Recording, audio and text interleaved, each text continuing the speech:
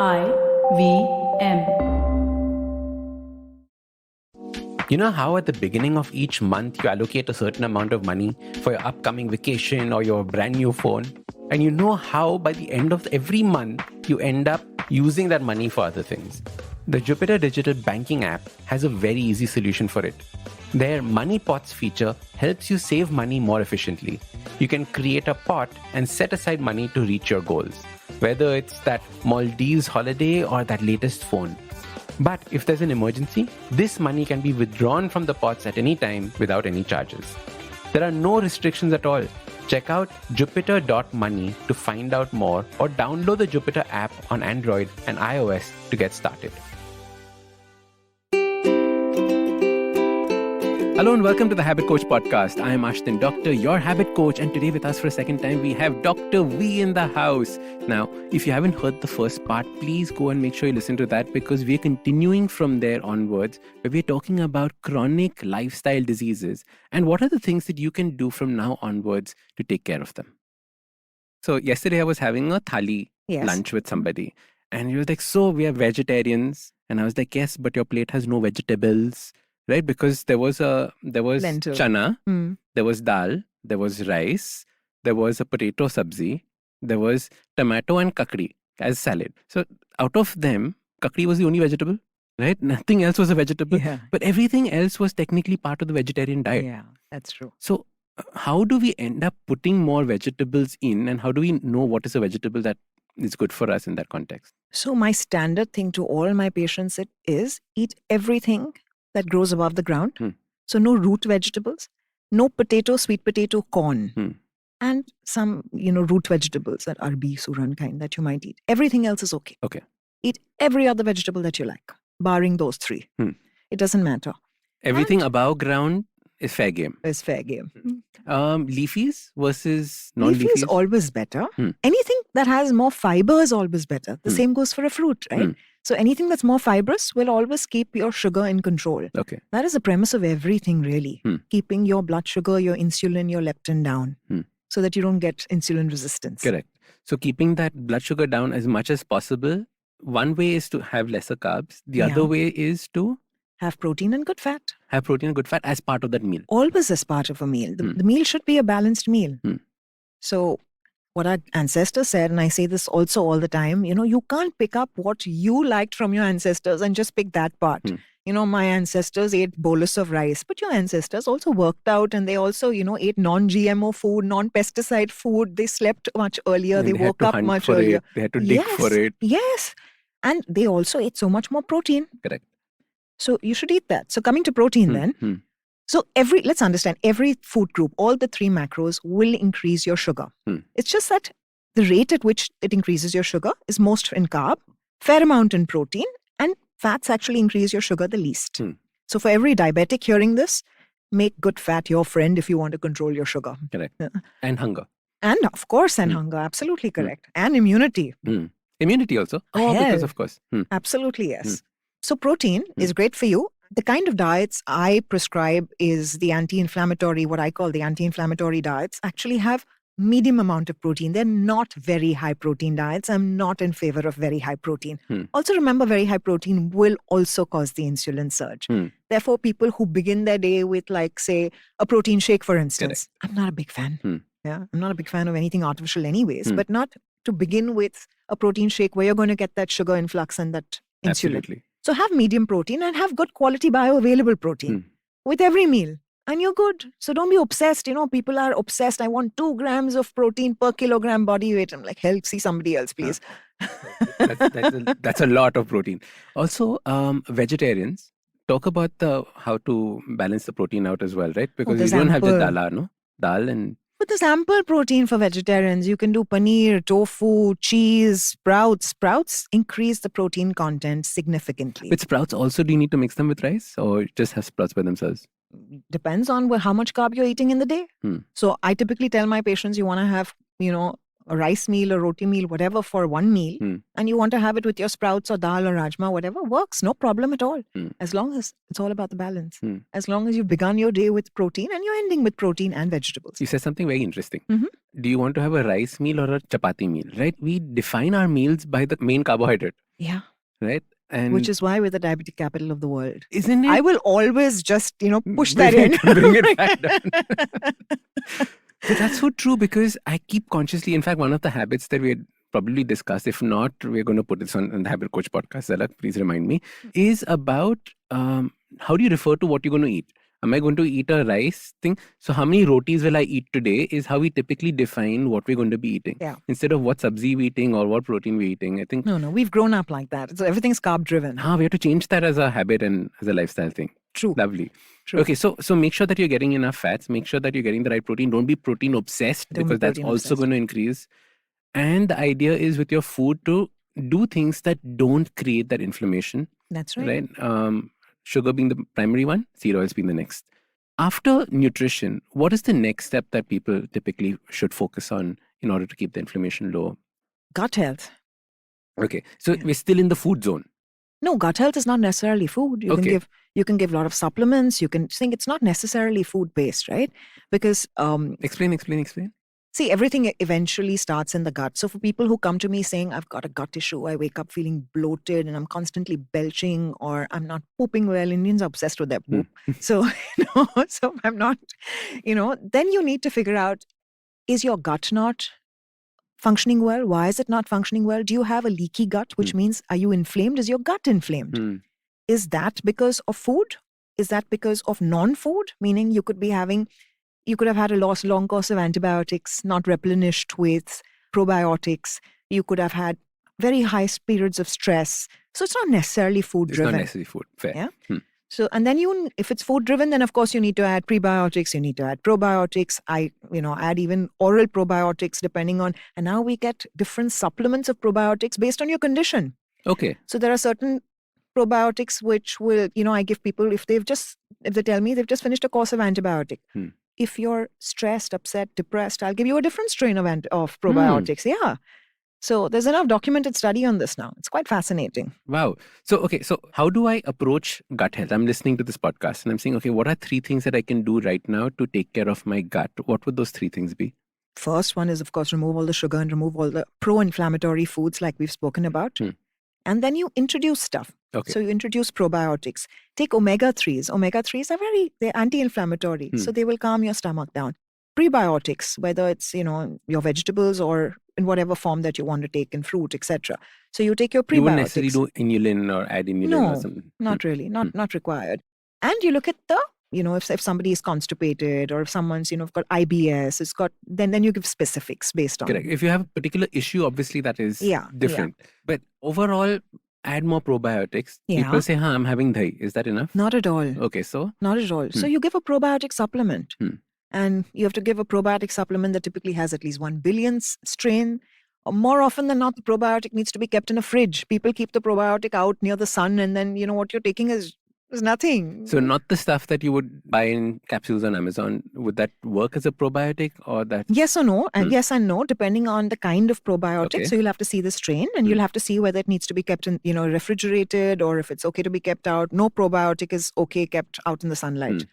So you need to look at that, and you need to add your omega-3s. Are there any blanket statement supplements that we can say that you should use for your gut? Like omega-3s, I understood. In probiotics, any blanket statement? I actually don't think any supplement can be given blanket. Okay. Including omega-3s. For people who have got blood thinning issues and are on aspirins or clopidogrels, I would not necessarily give omega-3. It might, make the blood thinner. So I don't think anything in the health realm should be without supervision. So supervise and then do it. 100%. Fair. So probiotics primarily from supplements, or supplements. Does the kombuchas and all of those? Supplements. Supplements are the main way of doing this. That's right. Okay. And speak to your doc about which ones, depending on which aspect of your lifestyle you want to work on first. Love it. And then things like, I was just going to say lifestyle intervention like intermittent fasting usually helps the gut. So, you can always, you look at sleep, you look at intermittent fasting. That's a good one, right? So because you're giving your gut a break. Yes, absolutely. You're giving your gut time to heal. So, intermittent fasting works brilliantly for gut. Like I keep It telling works people, brilliantly for most things. I don't know if you'll agree with this, but like every time we eat something, we're technically putting a foreign object into our body, right? And our body is trying to get it out as fast as possible because, like, imagine you have a foreign object floating around. Yeah. That's actually what food is. Yeah. And people freak out and say, how can you call food a foreign object? It is my life. Like, dude, like you have to understand it from that point of view. Similar perspective on your side? Yeah, for sure. I think we spend as much time at work as we do eating. It's the center of everything, especially in this country. Everything celebratory, if you're mourning, everything is revolving around food. And once you start fasting, it gives you a sense of power. That I'm not dependent on this, right? And I think that also was because for it me. Makes you feel so good. It makes you feel damn good. Your energy levels actually surge. And in terms of health, think what it does to you. It actually increases your growth hormone. It increases your muscle mass. And that the ghrelin and leptin hormone that I was talking about, it sets the balance right. So you feel that feeling of satiety comes naturally and so much faster when you're fasting. And people don't get that initially. They look at you saying, why are you being so bad? Like you're being so mean to me. Really. Correct. You're being so mean to me. You're being Hitler. Like, why do you want me not to eat? I'm like, try it 2 weeks and just begin small. Start small. Do 12 hours and see what it does to you. Vishakha, I love your 2 weeks thing. Huh? It's just like for 2 weeks, 2 hafte mein Listen, mujhe de sakte hain. Carrot has to be. And then they come back saying, wow, I feel superb. Huh? Yes. Yes. And of course, people who are diabetics, they see their sugars falling. Correct. People who have gut issues, they find their gut issues resolving. So, I mean, I've had like all sorts of recovery happen with people on intermittent fasting. I do think, I have to say again, put that as a caveat, I do think people again do it unsupervised and do very long fasts and dry fasts. And I'm not a big fan. I think everything has to be done supervised. I think there are conditions where people, where the hormonal imbalance can happen initially. And there is a group of people who should not be doing intermittent fasting. Is there a list of stuff that if you have this, don't do intermittent fasting? Well, I would say pregnant women, definitely not. Correct. Breastfeeding, lactating women, definitely not. If you've just come out of like very stressful phase in your life, definitely not. I didn't give my patients who were on my program and who, had COVID in the midst of it, I told them to stop intermittent fasting because your body is already going through a lot of stress. Those people who have food issues, meaning people who've been bulimic, anorexic, definitely not. They're not a candidate for IF at all. So those people and people who've just come out of big surgeries should not do IF at that point. Now, people with hormonal imbalances, which is half the condition. So when you're doing, when you've got hypothyroid, diabetes, all that, also under medical supervision only. Because I do see morning sugars surge, fasting going up, then the patients get really nervous and get scared and all of that. So monitored. So the hormonal issues definitely monitor along with your doctor for the intermittent fasting. How do you have this conversation with your doc about intermittent fasting? There's so many doctors who are against it, right? Yep. Do you just keep searching for somebody who is not? My name is Dr. Vishakha. Search for me. Instagram below in the link. Reach out, DM. Plug. But like, I know 5 years ago it was a big issue. Like when people saying, but my doctor is saying intermittent fasting is rubbish, like get out. I find that question very difficult to answer only because I've had so many arguments with my colleagues, with my medical colleagues, and they're like, what are you doing? Why are you doing this kind of thing? And on an average, I treat 10 doctors a week at my clinic now. So we have come such a long way. So if anyone tells me anything, I'm like, do you want me to give you a list of doctors who come to me? Like, and who we've done, so it's just changed their lives. They've reversed their conditions and they're feeling, and now those doctors refer patients to me. And coming from a start point where people said, what, now you started practicing nutrition? You didn't like medicine? So from there to now actually sending me medical conditions to reverse. So it's such a, so I'm guessing you need to find either those doctors who've been to me or but I hope there is, on a serious note, I do hope that there is a mind shift and there is, because I think there is so much documented. The last 5 years you're seeing it. So it's happening slowly. Also because sadly, I think in India, we ape the West so much and there are so many big names now in the West, big doctors who are so promoting it so openly. So, and these are doctors who are now from Harvard and MIT and this and that. And, they're all talking about it and they're all over social media. So people come to you saying, Dr. So-and-so said this. Is there any merit in this? I'm like, okay, whatever, Wherever the convinces you source and came whatever. from. We don't care as long as you're going to make a change and, going to make a difference to your life. Correct. So I think that shift is happening. Lovely. Now, one of the things that you mentioned in terms of the entire inflammatory thing is stress. Yep. Now, how do you help people with stress? Now, like, what are the habits that you would first tell them to do about stress? Like, stress is one, one formless thing in people's minds. Yeah. Also, it's very easy for me to say don't stress. All of us stress. Correct. I mean, I stress all the Bahut time. Stress hai, it almost becomes like a blanket statement for things. Yeah. But how do you break it down as a doc? I think you need to tell them whatever the stress is. Very often the trigger of the stress may not go. It may be a family member who is ill, or it might be a financial issue. And like I said, it's all okay for me to preach. But if that situation is still there, if that's not going to change, the only thing that you can change is your response to it, which is true for most things in life, right? So what I tell everybody is what I do. I say you begin your day with gratitude. Because you cannot be stressed when you come from a place of gratitude. It's just not possible. Number one habit this is. Correct. Yeah. I personally begin my day and my day with gratitude. That's something that's not negotiable. You do that. The way you breathe makes a big difference to your response to stress. So anytime where you feel you're really angry, upset, stressed because of something, just take a 5-minute break. And that's all it takes. Just take a 5-minute break. Just say, I want to be on my own. Step into your room, your balcony, go down. Just don't go down and smoke. Do whatever it takes. And just focus on your breath and slow it down. Just actively slow it down. So whether you want to do a box breathing, which is the same count of inhale, hold, exhale, hold, whether you do that, or what I find is very powerful is when your exhalation is twice that of your inhalation. Now, when you do this, even if it means 2 counts for somebody else or 4 counts, it doesn't matter what the count. But if your inhalation is half that of your exhalation, you trigger your vagus nerve. Your vagus nerve is the longest nerve in the body, which is what I call the stress antidote. It's a nerve that, once triggered, reduces your heart rate, reduces your pulse rate. When you're really stressed, you'll never find somebody who's really calm, speaking slowly, saying you're always like hyperventilating and you're always like in that state, right? Correct.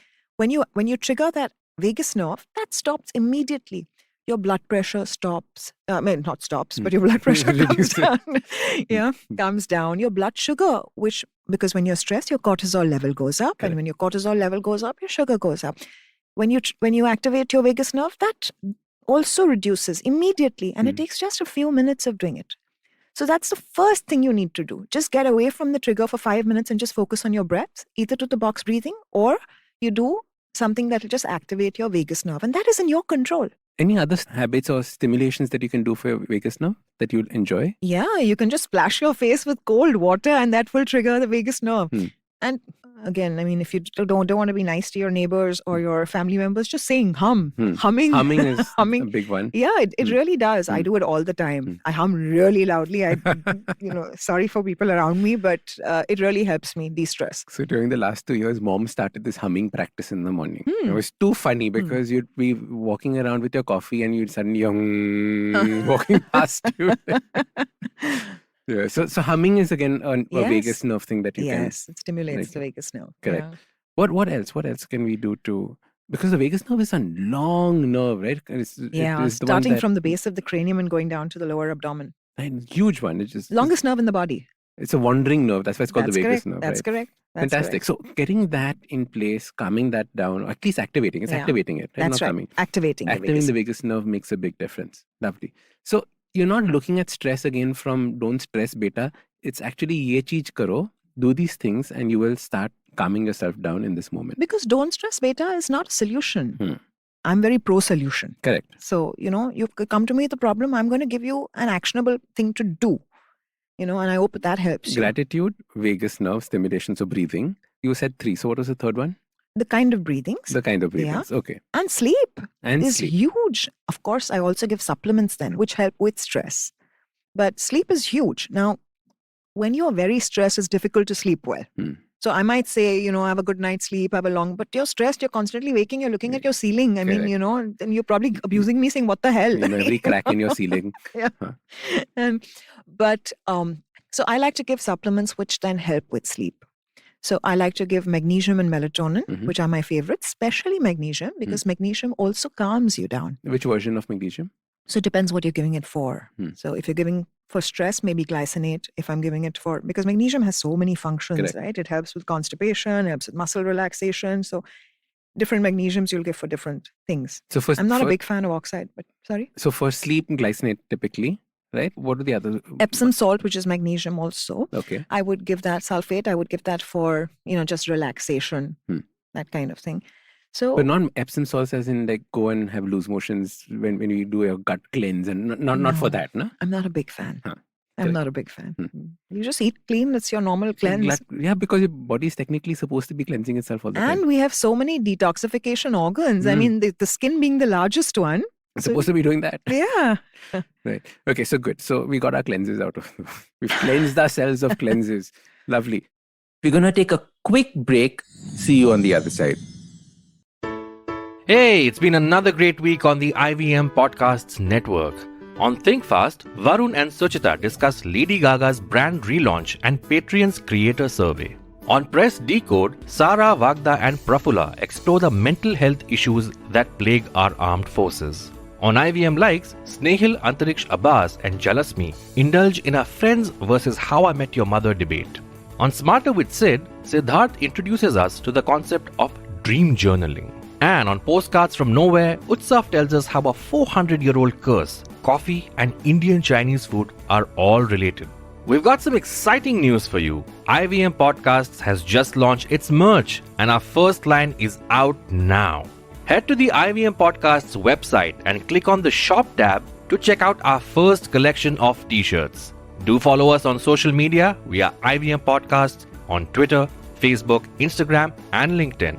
And remember, if you're enjoying this show or any of our other shows for that matter, please do tell a friend. Don't forget to rate us on any platforms you're listening on. You can also check us out on YouTube. We are also doing a small listener survey to better understand how you respond to our shows and advertising on the network. We would really appreciate if you could spare a few minutes to fill it. It helps us build better shows for you.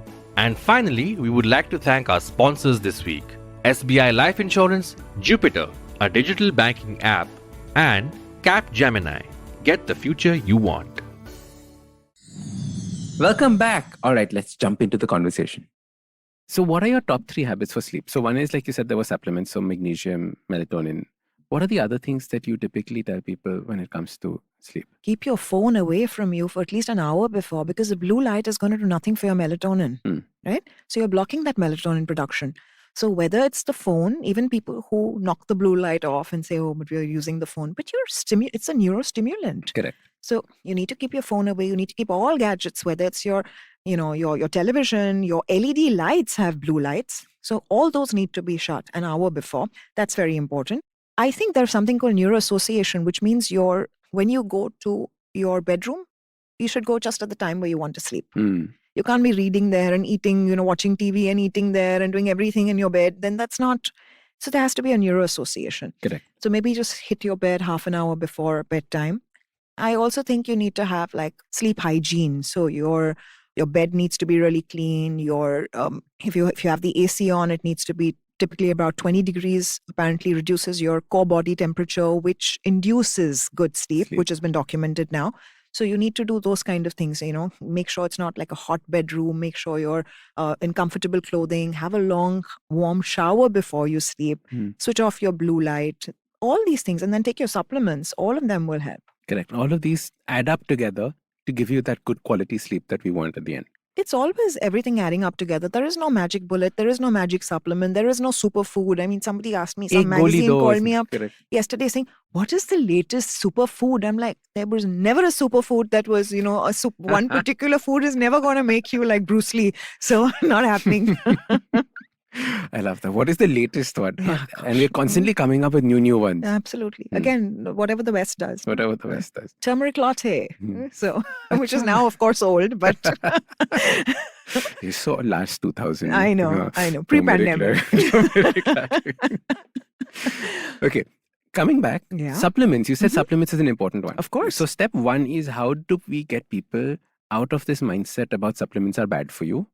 And that supplements equal to medicine. Like, how do you tell people that supplements are, good? So, I see both sides of the spectrum. I have patients who come to me with like 30 supplements and say, why are my reports looking like this? I eat 30 supplements a day. Hmm. And I'm like, they're called supplements for a reason. They supplement your lifestyle. Throw those 30 in the dustbin. Change your lifestyle. You won't need one, I promise you. So you have those sort of people also. Now, to answer your question, supplements are great. I need a blood work done. I need to see if you are really low and you need something, either on your blood work or your symptoms. Only then will I prescribe you based on your medication, etc., etc. If you don't need it, I'm okay with you not taking any supplements. If you tell me my diet is clean, my lifestyle is good. So it's not like everybody needs multiple supplements. I don't take more than 2 supplements a day. So it doesn't matter. So it's not like you need to convince somebody. Because if somebody is coming to me with, like, say, a vitamin D deficiency, I just have to put out the facts in front of the patient and say, okay, this is what your, the deficiency is going to do for you. You make the call. And most people are intelligent enough to realize, and especially when you can put 2 and 2 together and say, the lack of this is causing this that you're complaining about, right? So you put things in perspective and they're like, oh, really? And if I take it, will that change? I'm like, try it. Not for 2 weeks, Ashdin. But longer. 2 bottles. Well, it depends on what your value is and how long you need it. But then they see a difference. And I think most people are intelligent. They understand. You haven't faced an issue with... Because people look at me and my supplements and always have a heart attack. I'm the part that has 25 supplements. Yeah, there you go. So now, supplements are also broken up into, for example, your vitamins and like your vitamin D, magnesium, and minerals and vitamins. Yeah. And also into things like ashwagandha, brahmi, those kinds of supplements, right? How do you hold these two? How do you think of these two differently? Are they the same? Like, how would you? So I don't comment or prescribe on the ashwagandha brahmi type at all because that's not my area of expertise. So I don't pretend to be an expert on that, right? I don't know anything. So if something, I know based on, what we read, but that's not enough, right? That's not informed enough. So I tell my patients, if you want to do that, you, again, the way you've come to me, go to somebody who's an expert in that. And that person is not me. And I'm not going to bullshit about it. And make sure you tell that Ayurveda or naturopath or whoever you're going to that these are the allopathic medicines, because very often you have drug interactions. Correct. And there is no drug interaction. That's all I'm concerned with. Then you take what you like. So I don't prescribe those. Fair enough. Okay, so that will be out of your realm. The realm at all. Okay, great. So supplements, take them, but after you do your blood work and what your doctor says. What was the final one? We've covered 5, I think. What was the one that we're missing out? Movement? No, there were 5, no? So there was food, there was diet, sleep. Food and diet same, no? So you're covering your diet, you're covering sleep, gut health, supplements, exercise. So movement, exercise. Yeah, that's right. Right. So when you prescribe movement, do you say walk for 30 minutes? Do you say exercise in the gym? How do you typically get that? Again, Ashdin, it's bio-individuality, right? At the end of the day, I can't tell a 60-year-old or 70-year-old woman who's never exercised, go to a gym and start lifting weights. She'll think I'm a little cookie. Correct. So, it depends on where you are. But is there a minimum dose that you recommend? So the American Heart Association says about 150 minutes of cardio, of just walking a week, which is nothing. Nothing. Yeah. So just doing that. And if you're above 40, then 20 or 30 minutes of some form of functional, even twice a week. Okay. And role of building muscle mass through this? Which is why you do that 20, 30 minutes twice a week at least, right? Because that is very hugely important. Tell us a little bit about that and age and muscle. Why is it important in the scheme of things? Okay, so there is something called sarcopenia, which typically happens above the age of 50, which basically is muscle wasting. And it means your bones and muscles get weak. It reduces your immunity, like almost can cripple you. So it reduces by about 1% every year. Now do the math. If you're going to reduce your muscle mass 1% every year at the age of like 45 or 50, by the time you're 70 or 80, you're 30% down. So your immunity goes down. The last thing you want to do is be a 70-year-old and have a fall and break a muscle, break a bone and not be able to get back to your day-to-day activity because your surgery has not gone well, because you can't heal well. So you need to take care of bone health. Bone health, I think. And there are so many studies now to show that functional training helps with longevity. So that's also very important. Because it's not just your lifespan, it's the quality of your life. Correct. So you want to live, I'd much rather live 10 years shorter, but live healthy than live, like a cripple for that extra decade. So you need to do what it takes. And that doesn't mean you need to lift weights and you need to go to a gym. You can do functional, you can use your own body weight. You can do yoga, you can do Pilates, whatever you're comfortable with. Swimming is a great weight-bearing exercise also, as is walking really. So you can do any of it. But it's absolutely essential. And then also it helps things like for people who are looking at weight loss, because your metabolic rate goes up if you're, you're building muscle. So it's great in every aspect. Yeah, like when you grow old, you don't want to not be able to get up off a chair, and we typically take these signs as old age signs, but it's not necessary. These are things that will happen if you don't make these interventions earlier on. Absolutely correct. Right? And you build for that. Yes. It's not that once it happens and you start panicking and saying, "Arey, it is old age, it's what's happening to me." Absolutely correct. Also on that note, I'd like to say I have a lot of patients who come to me will say that, well, we're taking calcium supplements. My next question was calcium. See, I can read your mind. So, so he said, they'll say, we're taking calcium supplements. Our bone is in great health. We don't need to exercise. Did you do an exercise scan? And not only that, are you taking the right kind of calcium? Where is that calcium going? Is it going to your bones or is it causing a blockage in your heart? I was going to say that, yes. Correct. So what is the 30 seconds on calcium and calcium and milk? Those are the two typical questions that keep coming up, right? Okay. So I'm not a big fan of milk. For those people who don't have a gut issue, who are taking, organic grass-fed milk and who don't have a problem, sure, go ahead and take it. Is it offering you anything? Should you start taking milk just because it's giving you 200 mg of calcium in one glass? Hell no. Right? So if it's part of your life and no issue and you're doing it, organically, like I said, go ahead and have it. No problem. But it might have other issues, but that's for another time. In fact, I was reading about this. The calcium that comes from milk is not the calcium that we end up using. It's bioavailable, and yeah, that's correct. Yeah. But even with calcium, 30 seconds, Ashdin, you need to have calcium with K2. You need to have calcium with magnesium because it's the K2 that decides, the vitamin K that decides where the calcium actually goes and gets utilized. Is it going to the bones? Is it going to your heart? Is it going? So you require vitamin K2 for that. So if you're taking a calcium supplement, make sure you're having adequate vitamin K. Again, I have a lot of people who don't like, that's your part of the question, where people who don't like to take supplements, should we take another K2? Because people also read a lot of stuff with Dr. Google. So, we have enough vegetables. So it gives us vitamin K2. No, you're not going to get enough. You have to take that supplement. And you also need magnesium because magnesium also makes your calcium bioavailable. So you need both calcium and, with your magnesium and your K2. And of course, you need vitamin D when you're taking calcium. Correct. So all four of them. So if you're taking it, take it correctly. Otherwise I pop my chewable calciums and you see, I started going to the gym, so I started taking calcium. No, don't do it that way.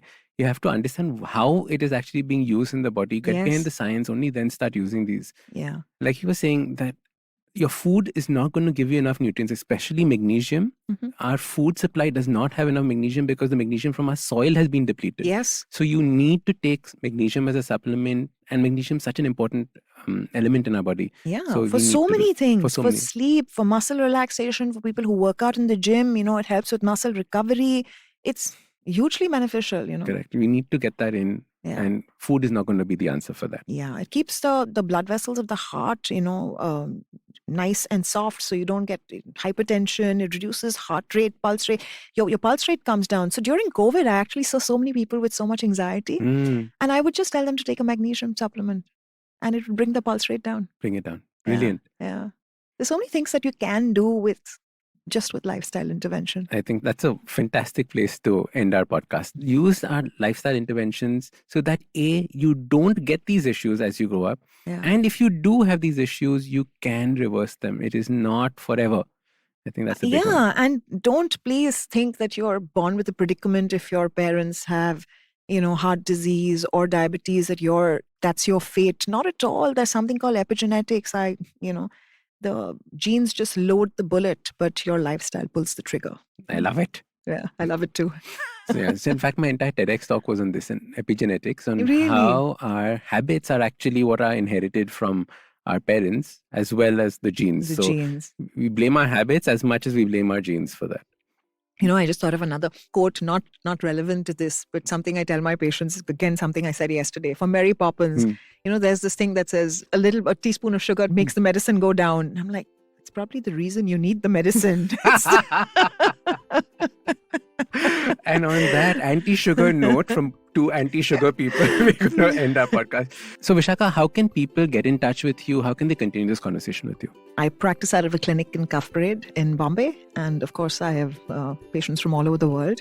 You can reach out to me on my Instagram. My handle is Dr. V. That's DoctorVee. That's what I'm actually known as, Dr. V, everywhere. Perfect. And if they can get in touch with you, can they do you reply to DMs when they message you there?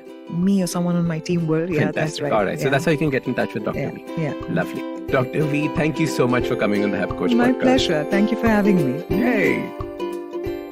Now, if you like this podcast, don't forget to check out other interesting podcasts on the IVM network. You can listen to us on the IVM Podcast app or ivmpodcast.com. You can also follow us on social media. We are at IVM Podcast on Twitter and Instagram. If you want to reach out to me, I am at Ashdin Doc on Twitter and Instagram.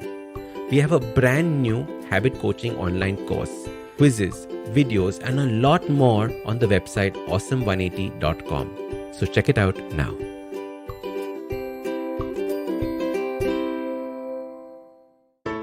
There's a quick survey to fill out on ivmpodcast.com/survey. It lets us know a little bit more about who's listening to us. And you know what? We're going to do a few prizes. So, we'll do a random drawing of maybe 10 people and we'll send you all some swag. Remember, that's ivmpodcast.com/survey where you can fill out the survey.